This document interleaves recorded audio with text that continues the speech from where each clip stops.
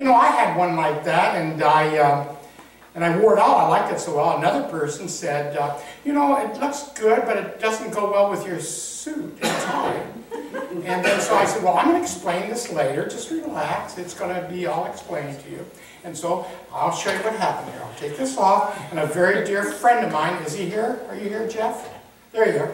Jeff came in this morning and said, I found this for you. And he said, I was traveling in Oregon, right?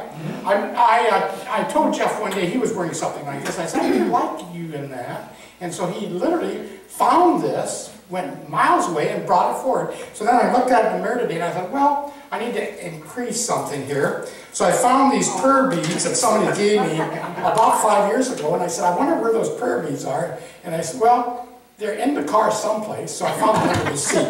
So I put the prayer beads in. Isn't that cool? Yeah. Thank you, Jeff. I told Jeff I would wear it today, and I am doing that. And so, anyway, the remarks were pretty much positive. Pretty much. Today we were continuing to celebrate the empowering themes for October.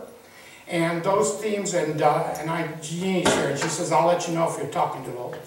And so thank you, Jeannie.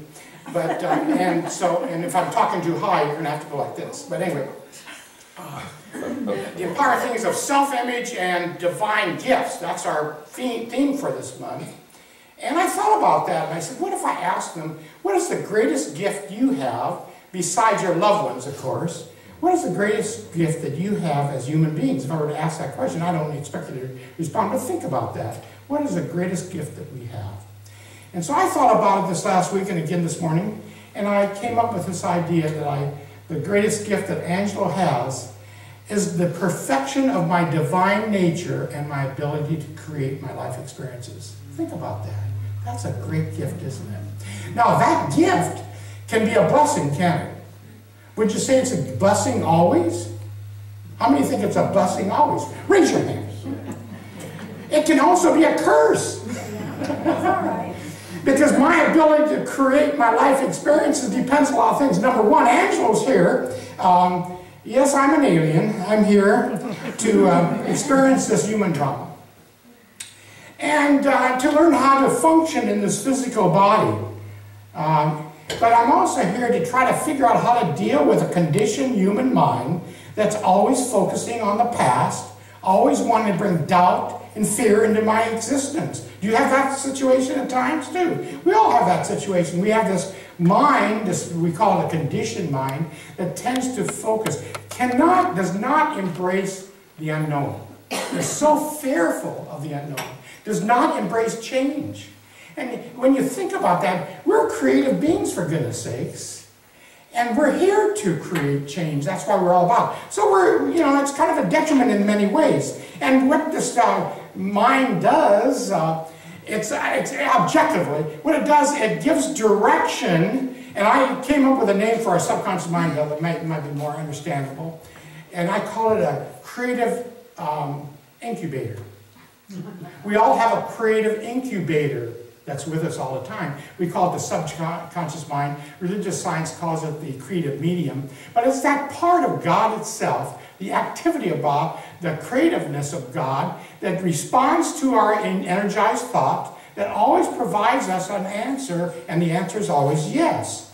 I know how many of us have experienced a situation where we had the situation and it seemed to be okay and we were comfortable with it, but after we left it and we went home, we started thinking about it. There's the conditioned mind.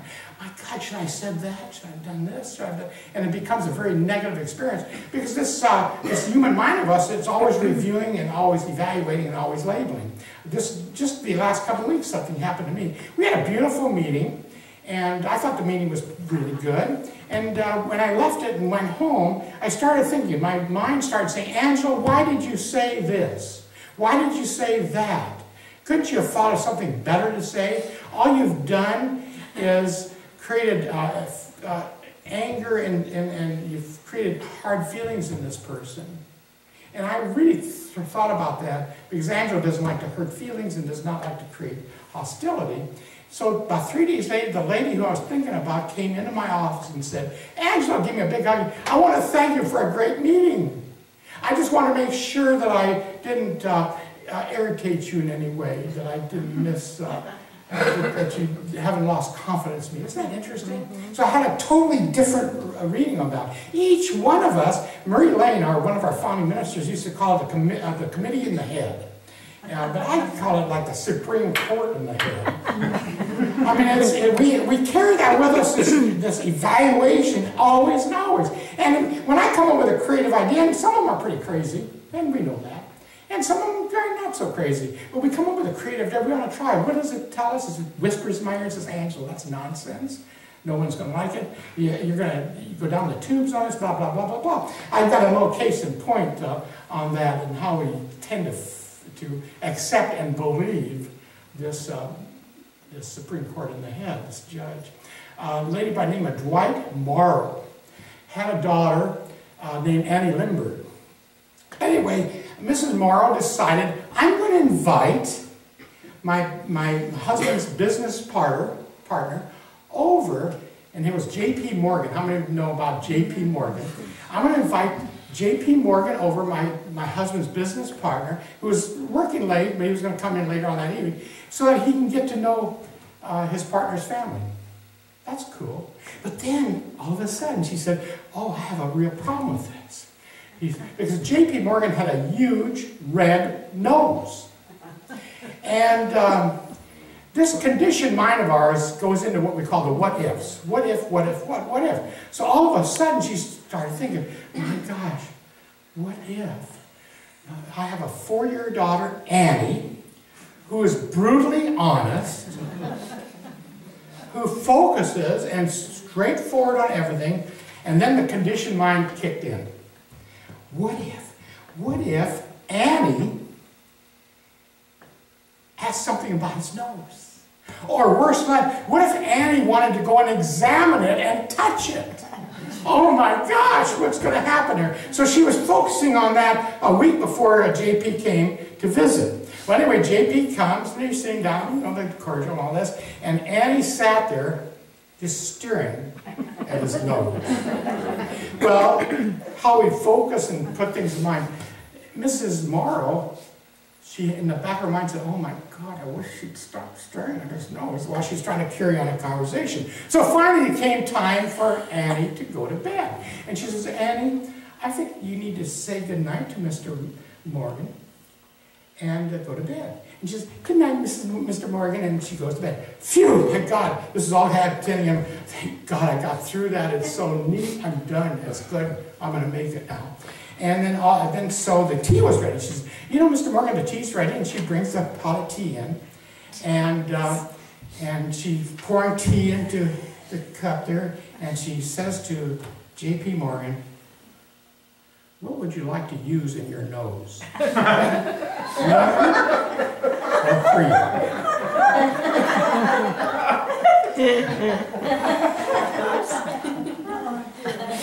And so this is just a good example of how this conditioned mind will work us over. And it provides seeds within the creative, what I call the creative incubator of mind, which is God in action, and manifests that deepest energy that she was showing. Mystics and other spiritual teachers tell us this, and I think it's really important for us to focus on this month. We can never be better than we think we are. Isn't that true? We can never be better than we think we are.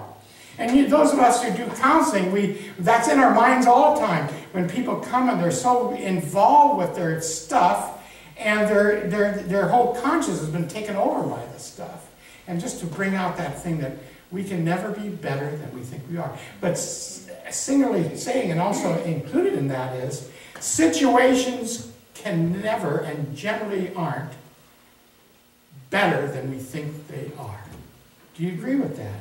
That a situation, generally speaking, cannot be better than we believe that they are. And so therein lies the situation. One of the situations that we have that really creates difficulty is that this idea of perfection, that we are born in the perfection of the divine nature itself, but the idea of perfection is not acceptable in some stations of life, is it? Because people look at the word of perfection and they say, my gosh, it's egoistic. If we're talking about ourselves, about perfection, it's almost a slam and a put down. It's saying, I'm better than you, right? And so, consciously speaking, it's hard for us to accept the fact in mind that at the core of our being, we were born in perfection. This is who we are. And when I was in the public school system, we would hear, when parents come for a conference where the children were having some problems, the parents would generally, a lot of times, say, well, my son, in a defensive way, my son is, or my daughter is not perfect. In those days, that was 40 years ago, I was immersed in this New Thought belief system. And what the belief was at that time was that this idea of the source of all this is, the creator of life itself, the creator of this vast universe, cannot make a mistake. That if we're truly one with this divine energy, then we are, at the core of our being, we are perfect. And we need to get that straight in our minds and not veer away from it thinking that it's an egoistic put down for somebody else. There's a good story that I want to relate with you. And it has to do with this magnificence of spirit, this perfection of spirit. And it sunshines throughout the universe. We see it always, the perfection of God itself, playing its part, doing its thing in the world of form. A story just occurred on the news. It was on the TV station that I was in awe of. And it was about a man and his dog. And let's call the guy John and his dog Husky, for one. Anyway, John really adopted a dog that was very much abused about 7 years ago, and brought the dog home, and they bonded. That dog was so much in love with John that he took the dog everywhere he went, and the dog wanted to be with him. He was always by his side. Well, one day, John has a heart attack, 5 or 6 years later. And all of a sudden, he's taken to a hospital 2 miles away. And he was there a couple, 3 days. And when John started feeling better and he was surviving, he started thinking. We're talking about imaging. He started imagining how beautiful it is to have this dog, this pet of his, by his side. That if he were there, I would get out of this hospital a lot sooner. I would be healed sooner. And he put that in mind. Well, what happens is he shared this information with the nurse. And the nurse said this. This is a true story that was on the news. Just, was it last week, Penny? And he shared this information with the nurse. And the nurse said, would you describe your dog? And he says, well, it's a large white husky dog. And she had this funny look on her face. And she says, my gosh, she says, there's a large white husky in the front, near the front door, lying down in the front door of this hospital, and it's been there for 2 days as if it's waiting for something. Isn't that interesting? Oh, it brings tears to eyes. My God, this is the magnificence of the perfection of the divine that we don't even understand. And so anyway, she said she got permission. She went down and got the dog, brought it up to John's room. And of course, they bonded again. They were together again. This magnificence, this idea of the perfection of this magnificence of God, it really denies logic and it denies reason. It literally transcends the law of physics. And I'll tell you why. How is it possible that husky, we'll call him husky, how is it possible that husky related to the thoughts of John in the hospital 2 miles away and followed those requests over 2 miles? How is it possible for him to find his owner? He's never been to the hospital. How is it possible that he crossed 2 very busy highways, freeways, without a scratch, to end up at the foot of that door waiting for his master? Isn't that cool? Let's clap for that husky.